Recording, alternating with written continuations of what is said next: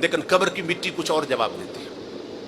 اللہ فرماتا ہے اس کا جسم نہیں کھانا جو آ رہا ہے تیرے اندر، وہ کیا کہتی ہے؟ اب حدیث کے لفظ سنیں، وہ کہتی ہے کیف آکل لحمہ وکلامک فی جوفہ، وہ کہتی ہے میرے رب میں اس کا جسم کھا کیسے سکتی ہوں جس کے سینے میں تیرا قرآن رہتا تھا۔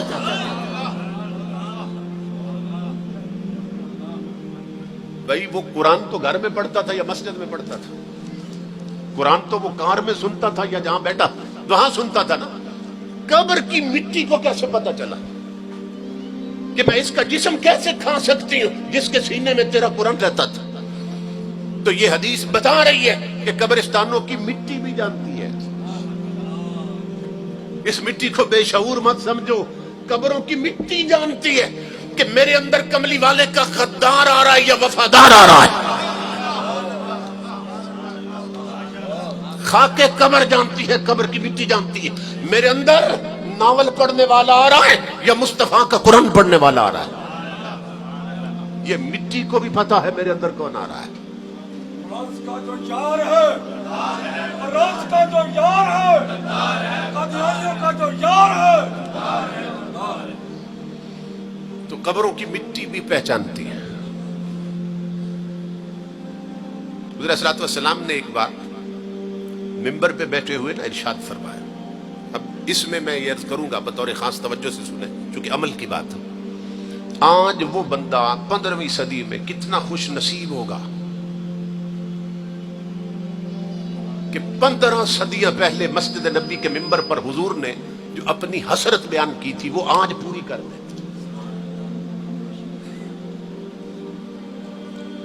پوری امت کے لیے پیغام تھا، حضور نے فرمایا تھا لوگوں میری حسرت، اے میرا کلمہ پڑھنے والوں تمہارے نبی کی ایک حسرت ہے، کون پوری کرے گا؟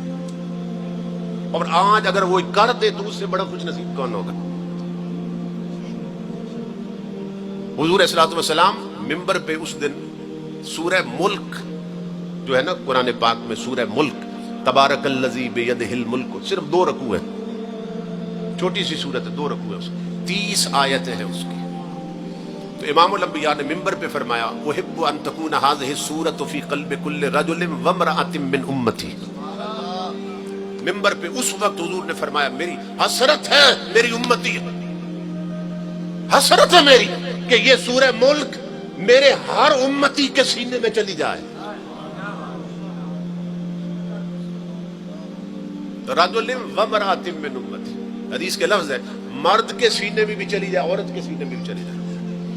یعنی میں چاہتا ہوں کہ سورہ ملک میرے ہر امتی کو یاد ہو جائے۔ حضور صلی اللہ علیہ وسلم نے فرمایا۔ اب یہ صرف 30 آیتیں اور 2 رکوع ہیں۔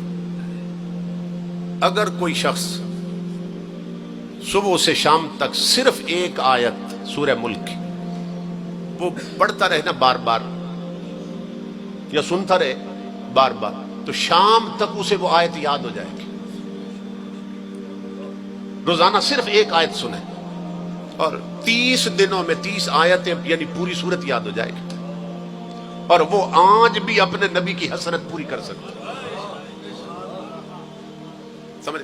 اور خوشخبری یہ ہے کہ تو نے تو مدینے سے آواز آئے گی کہ میرے امتی 15ویں صدی میں تو نے میری ایک حسرت پوری کر دی، حشر میں عام میں تیری ہر حسرت پوری کر دوں گا۔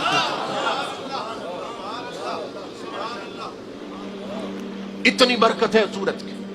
اور یہ ٹوٹکا ہے فقیروں کا، بس آخری باتیں عرض کر رہا ہوں، یہ ٹوٹکا ہے فقیروں کا کہ چونکہ مہینے میں 30 دن ہوتے ہیں اور اس کی 30 آیتیں، اس کی 30 آیتیں، تو جو حضور کا غلام پہلی رات کا چاند دیکھے، پہلی رات کا چاند دیکھے، دیکھنے کے بعد اگر زبانی یاد ہے تو وہیں کھڑے کھڑے سورہ ملک پڑھ لے پہلی رات کا چاند دیکھ کر، اور نہیں یاد تو اندر کمرے میں چلا جائے، مسجد میں چلا جائے، قرآن پڑھ کے کھول کے اس میں سے پڑھ لے۔ جو چاند دیکھ کر پہلی رات کا یہ سورہ ملک پڑھ لے، امام الانبیاء کے غلام اولیاء فرماتے ہیں کہ اس سورت کی ہر آیت مہینے کے ہر دن کی محافظ بن جاتی ہے۔ اور جس بندے نے اس مہینے میں یہ عمل کر رکھا ہو، اس نے یہ سورت پڑھ رکھی، اس مہینے میں وہ کہتے ہیں اگر آسمان بھی زمین پہ گر جائے اس کا بال بھی ٹیڑھا نہیں ہو سکتا، کیوں؟ اس نے سورہ ملک کی پناہ لے رکھی ہے، سمجھ رہے؟ تو آج یہ حادثات کا دور ہے، آج یہ دینی فتنوں کا دور ہے، آج یہ بے حیائی کا دور ہے، آج ہر وقت لعنتیں برس رہی ہیں۔ ہمارا معاشرہ اتنا بگاڑ کا شکار، بے حیائی اتنی پھیل چکی ہے کہ یہ آگ بازاروں سے ہمارے گھروں تک آ پہنچی ہے۔ بہو بیٹیوں کا لباس غیر اسلامی ہو چکا ہے، گھر کا ماحول لا دینیت پہ مبنی ہو چکا ہے، کہیں تابعدار کائنات کی شریعت نظر نہیں آتی۔